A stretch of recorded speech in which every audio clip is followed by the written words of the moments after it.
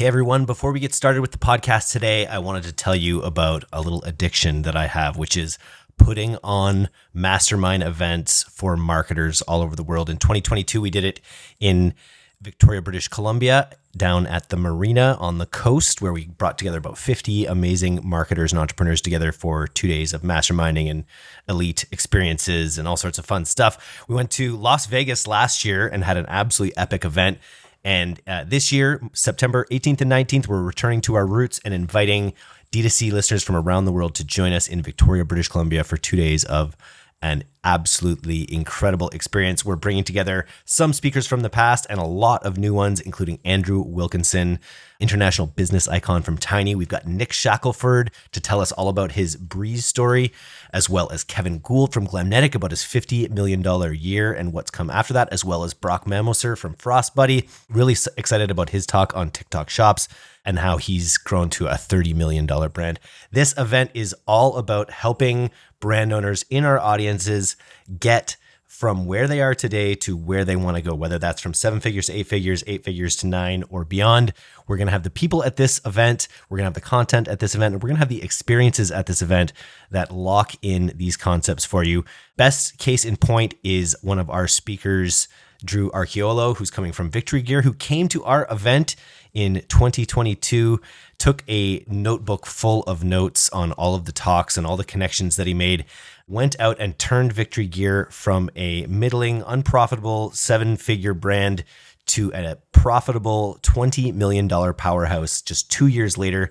Obviously, there were a lot of reasons for that, but he definitely credits what he learned at C-Suite Mastermind as a big part of this. So if you want to replicate that experience, you can go to events.directtoconsumer.co. We only have 50 seats available. We have it's about halfway filled already just from being 2 weeks of being launched. So don't wait.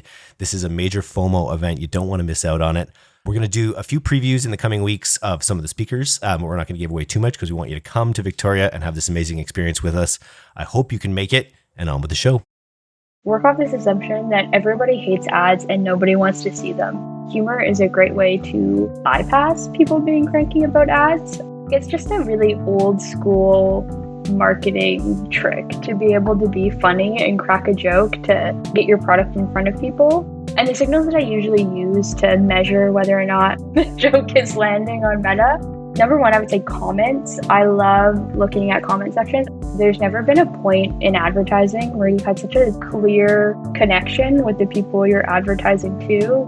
The comments are not always nice. Even now, like an ad that I'm really jazzed about, seeing a comment that's like, this is bad marketing. It's like, okay, Tom, it's got like a 5 ROAS.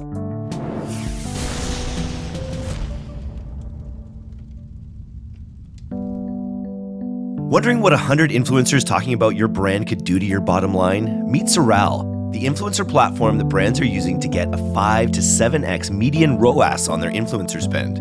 As ad costs rise, it's time to build robust marketing modes with authentic creator partnerships. Sorrel automates and simplifies the entire process from finding influencers to contacting them, shipping products, and turning them into affiliates. Sorrel's G2 rating is 4.8, and the brands are loving their customer happiness team that will help you set things up from scratch even if you have no experience with influencers. Ready for a simpler, more effective approach to influencer marketing? D2C podcast listeners enjoy a special offer. Double the trial length for free at no annual commitment. Start today at getsorrel.com/champions/DTC-newsletter. It's all killer, no filler. This is the D2C podcast. I'm Eric, and today I am back with friend of the podcast, Avery, speaker at our upcoming C-Suite Mastermind, September 18th to 19th. You can still save $500 till July 1st. That's the only discount we're offering on this once-in-a-lifetime event.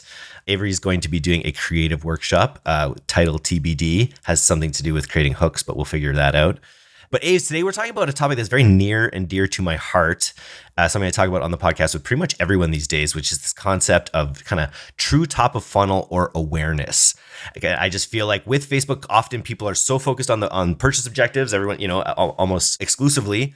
And by doing that, you're like compressing the funnel and you have to kind of sell people all in this one big fell swoop. Whereas a lot of the bigger brands, especially at scale today, seem to be extricating top of funnel a little bit from Facebook by doing TV and influencers and other things like that. But What we're talking about today is turning your socials into a top of funnel machine, actually using maybe some of those other objectives to generate awareness on these platforms. Yeah, what I always really find interesting about this conversation is like, I guess above, like if we're looking at digital marketing, TikTok is just above Meta in terms of being like a actual top of funnel engagement machine in a way, but Because of the For You people, page, right? Right? Because it's like they're feeding you the yeah, content, whereas in the yeah, feed, you're ostensibly still looking at your friends' your kids or stuff, whatever, yeah. right? Yeah. Yeah, totally. But they're both, yeah, so top of funnel compared to like Google or retention.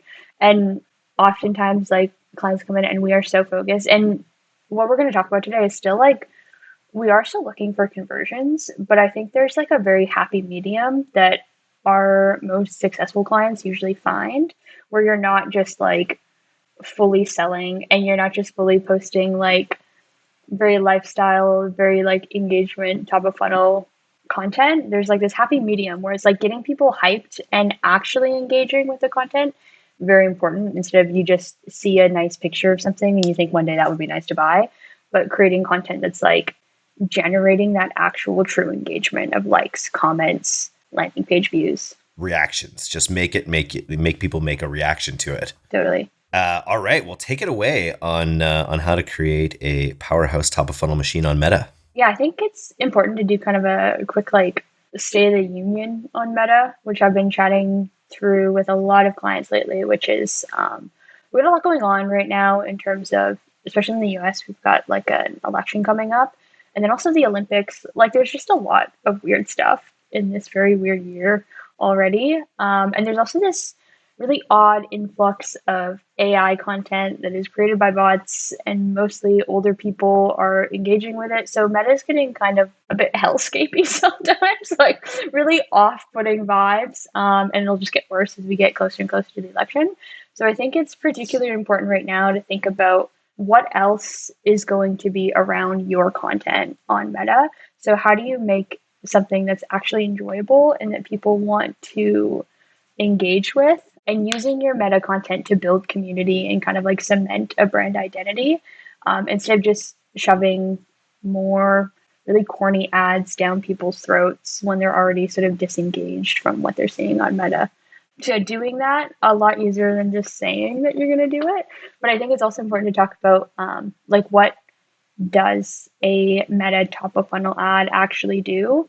And this is something I talk to people a lot about, whether it's like during the audit process at Pilothouse or like long-standing clients sometimes need a reminder. And that is, one ad is a single touch point for your brand, especially with Meta. And that single touch point plays a very important role, but a very distinct role, which is just getting someone off platform. I feel like sometimes we really get washed away and like, what are the USPs? Are we presenting benefits? Like, what is the conversion focus of this ad? And the main point of the ad should always be getting someone off of Facebook is what you're trying to do. That is the number one, not your actual campaign objective, but if you're coming at it from a creative point of view, that's the number one thing you're trying to do is just get someone off platform. And so you don't have to always sell them. You don't need an 8-step funnel, on your ad, or, your job is to sell them on going to the website. Yeah, exactly. It's like, I like to think about it like you walk past a storefront and you can't see in the window and there's just a sign that says,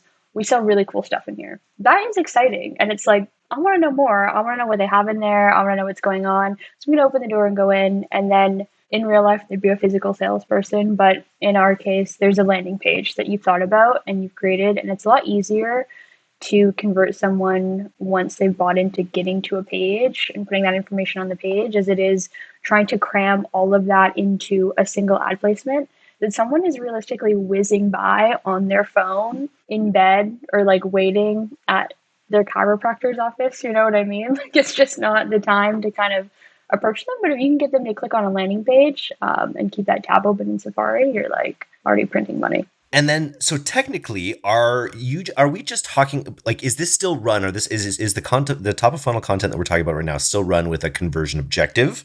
Yep. And it's just meant to be parts. Okay, so you always want it running to the conversion objective, but you provide a spectrum of content to help people get there.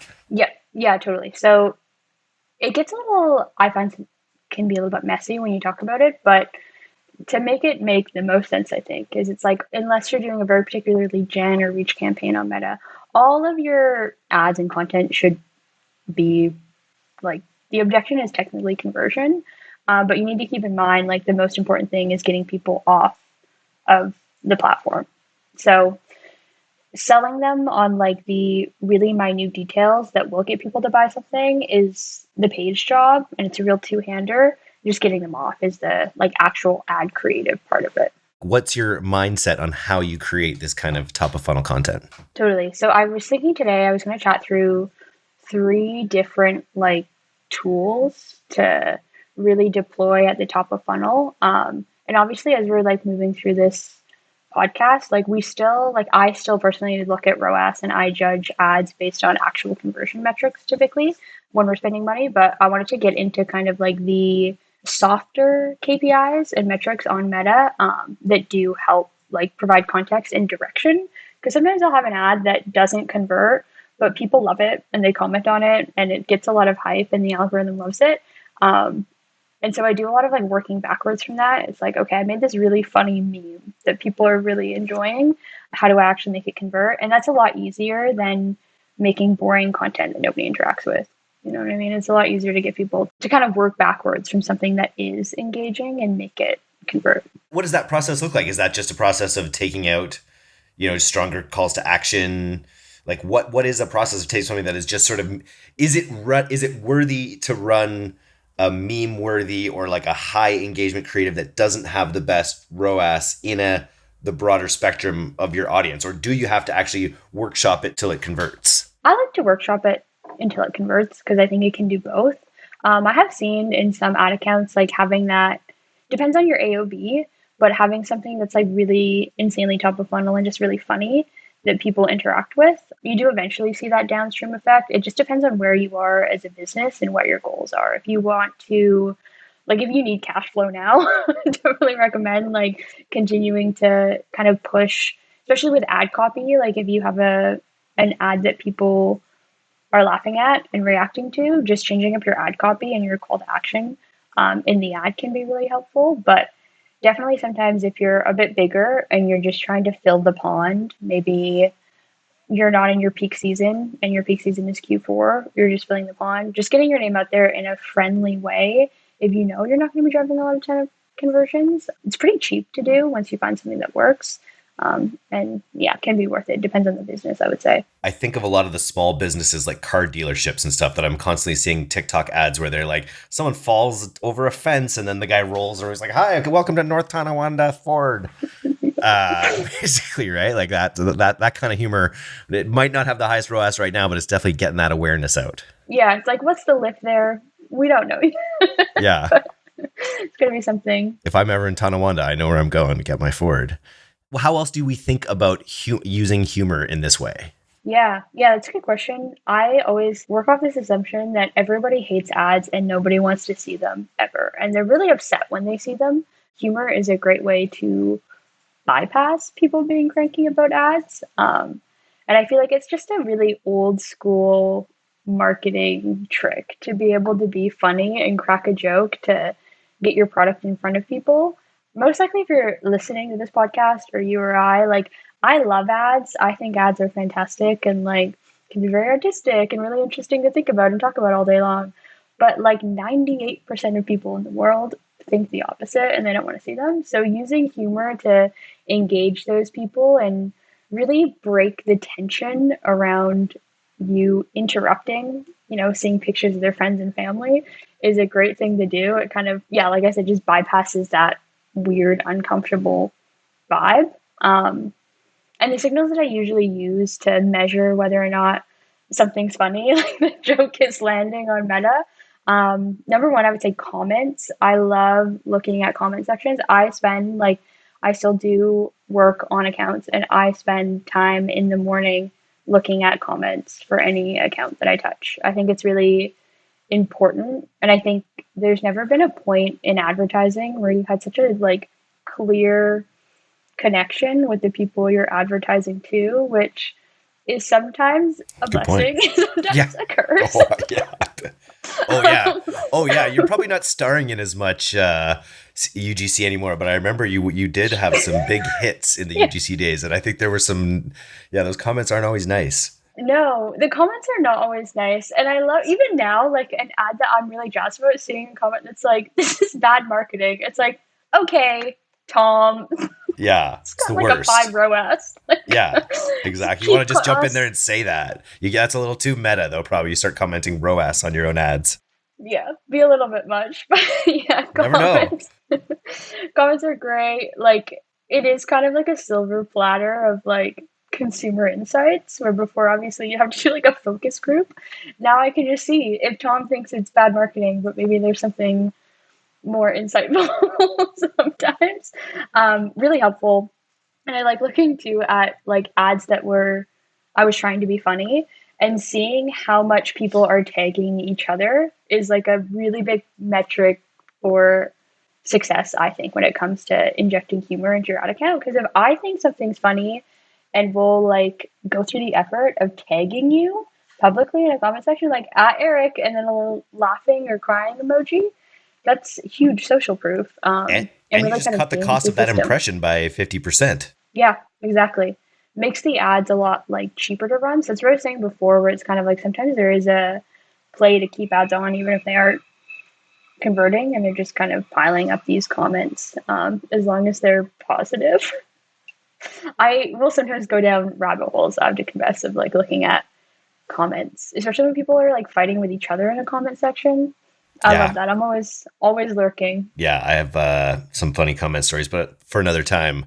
Well, how are you using click through rate here? You've got a note about click through rate. Yeah, I think click through rate is like my favorite soft metric, to assess my like funny or just top of funnel content in general.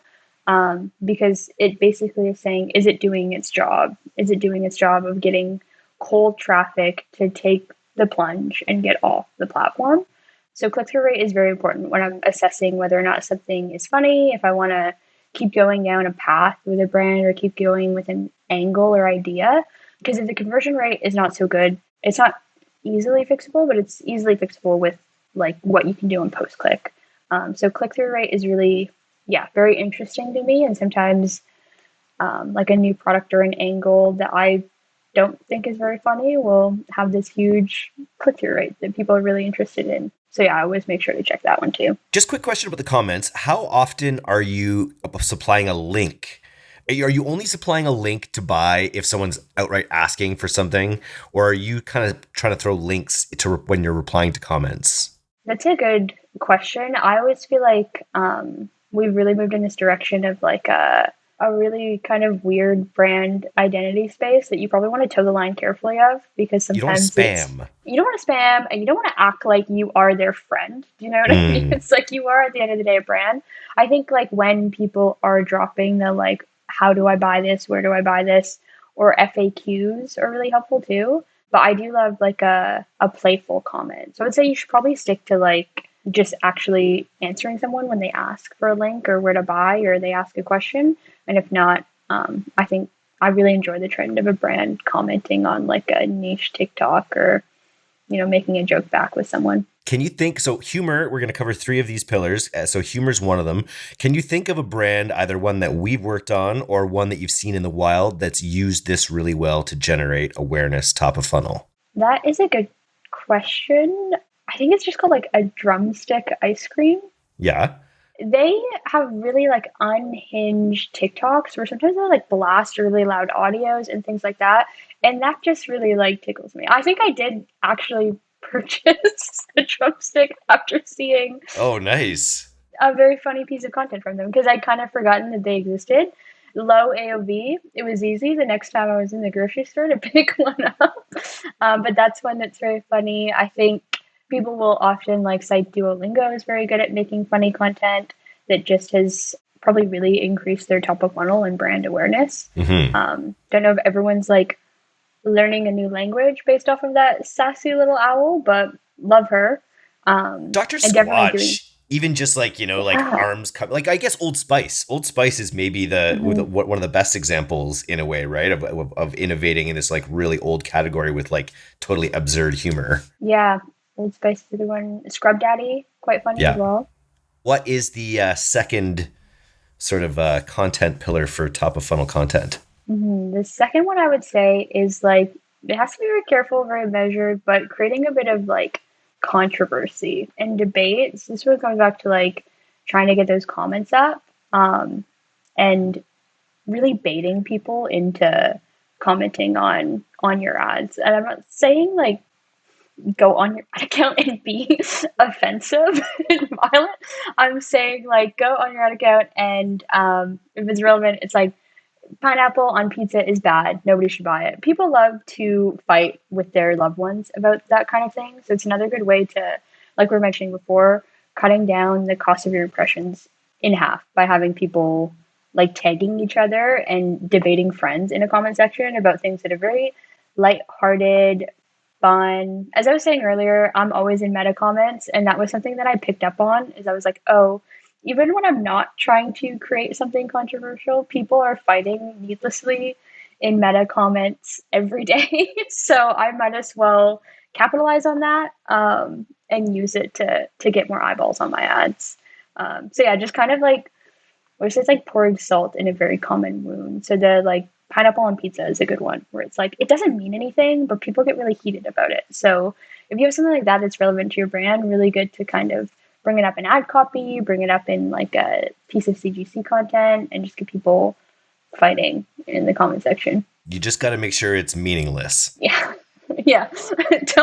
Don't at me or don't at DTC if you decide to put like a wild opinion in an Yeah. ad. That's not on us. I think the brand that does this best, in my view, is called Steakum. I've talked about it on the podcast, maybe with you more than once. But it's they sell, I think they call them beef sheets. Essentially like meat. It's like slightly processed roast beef strips or whatever. But they just wade into political debates all the time. And they just have this but like they keep it, the way they keep it centrist, the way they do it is quite good. And so they're basically doing, maybe they've actually toned down the politics, but we'll see what happens come election time, because they were pretty good at like riding that razor's edge of not pissing anyone off, which has got to be tough. Yeah, yeah, it really depends on like your brand identity too. Like if you have something that you can be a little bit sassy and you know your target demo is a little bit sassy as well, like hopping on that razor's edge is probably fine. And I think my favorite metric when I'm looking at like a controversial ad is looking at cost per engagement, which is kind of a rogue one, and I don't look at it every week. I don't look at it every day. I tend to look at it like every month. Just to see, yeah, I think those larger look back windows are more informative of the value that like true top of funnel kind of awareness reach work is doing. Because on a day over day basis, it's probably not getting a lot of spend. Like you just can't really judge it. But doing a cost per engagement report, I find really interesting because sometimes I've seen ads that weren't really on my radar or in like the upper echelon of my cost per engagement. Like they're generating really cheap reactions and shares and comments, and I wasn't even thinking about them. So good to pull that report, and then like I was saying, work backwards. So it's like, okay, people are commenting on this because some people hate pineapple on pizza, some people love it. How do I then like actually get them off platform with this information, which is usually like comment mod work, or just switching up the ad like a tiny bit. Super cool. This is, again, I've probably talked about this on the podcast a lot, but I worked for a gaming company that was trying to take down Clash of Clans. And so we were running high volume, they're funded. So we were running like high volume cost per install campaigns. And the ad that just slayed everything else in terms of engagement and cost per install was just one that said better than Clash of Clans. And it was just like, it was controversial. And we just had everyone in the comments being like, no, but then we'd work backwards in the comments and we'd sort of explain why our thesis was that we think it's better than Clash of Clans, which is that you can control the group, the troop movements. And you couldn't do that, or, you know, in Clash of Clans. And it was like, Clash of Clans at the time was supposedly paying over $100 per install because they had to keep their installs so high because they had to stay in the charts. So they would get all their organic installs. And we were getting installs for like $1.50 kind of thing with this, but on a much lower scale, obviously. And we did not unseat Clash of Clans, unfortunately. But the controversy definitely worked to get a lot of cheap installs.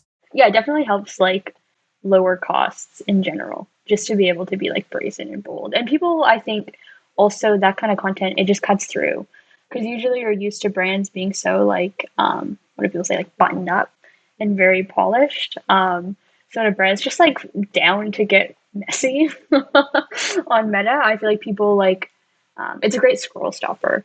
It just sticks out page. What is our other content pillar we're talking about for top of funnel? Yeah. Last one is a little bit more conversion focused, but it's something that at Pilothouse we've been thinking about and working on a lot, which is drops and limited edition sort of products.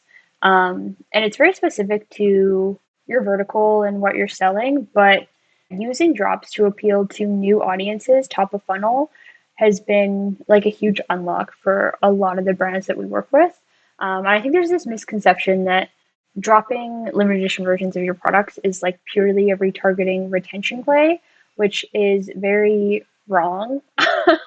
Because the way that I started thinking about drops and the way we kind of leverage and utilize them across a couple different accounts is like we could drop a product that does not really appeal to our core base, but appeals to someone just outside or sort of like diagonally across from that core base. And we've now unlocked a whole new audience that we can, continue to farm for rev down the line because they've already made a purchase.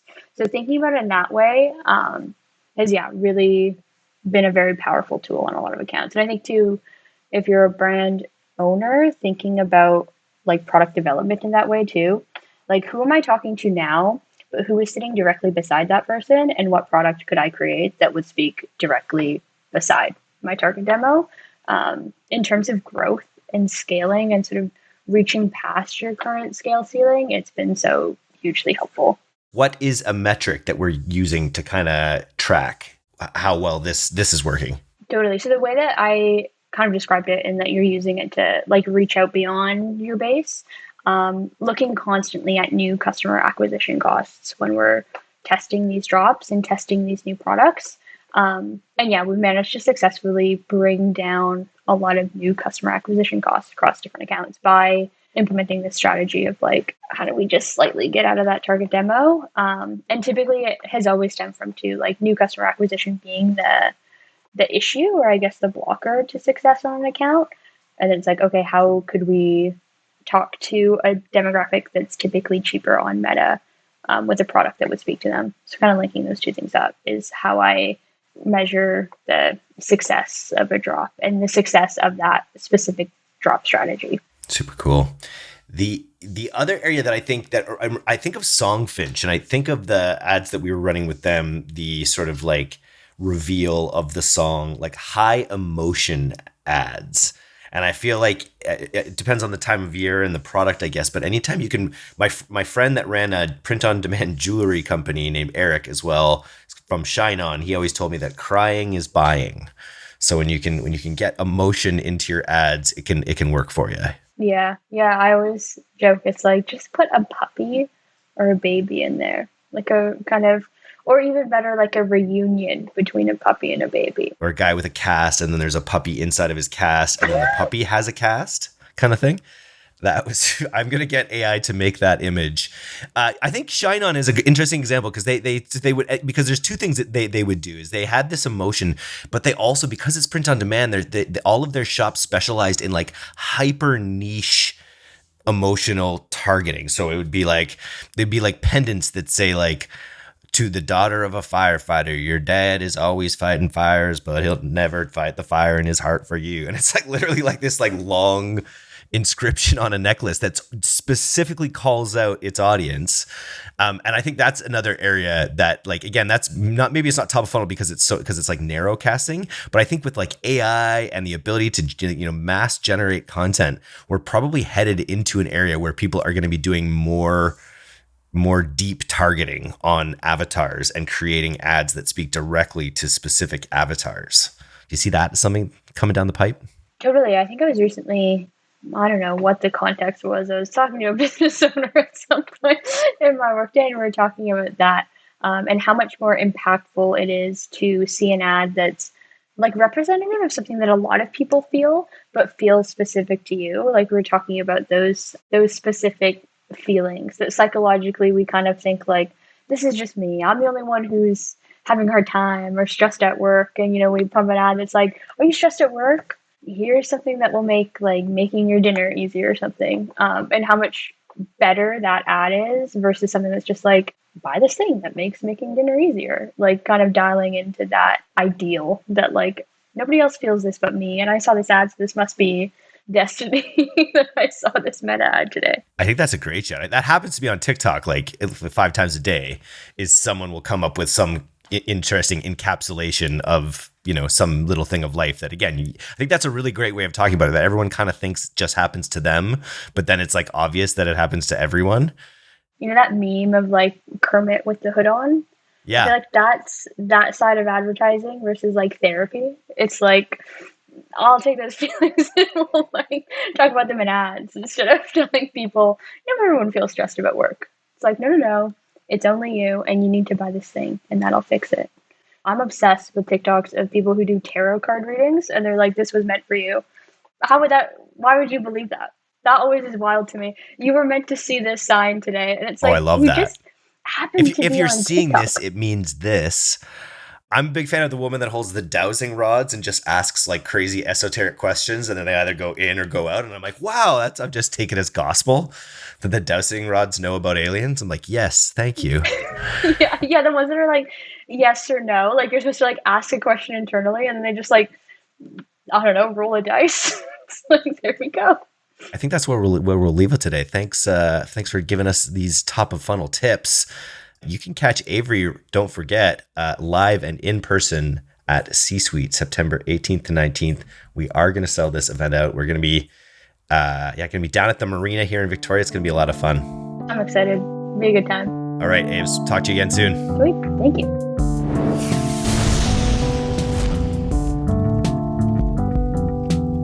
Thanks for listening to today's episode. If you're not getting the D2C newsletter, you can subscribe for free at directtoconsumer.co. And if you want to learn more about Pilothouse's all-killer, no-filler services, take off to pilothouse.co. I'm Eric Dick, and this has been the D2C Podcast. We'll see you next time.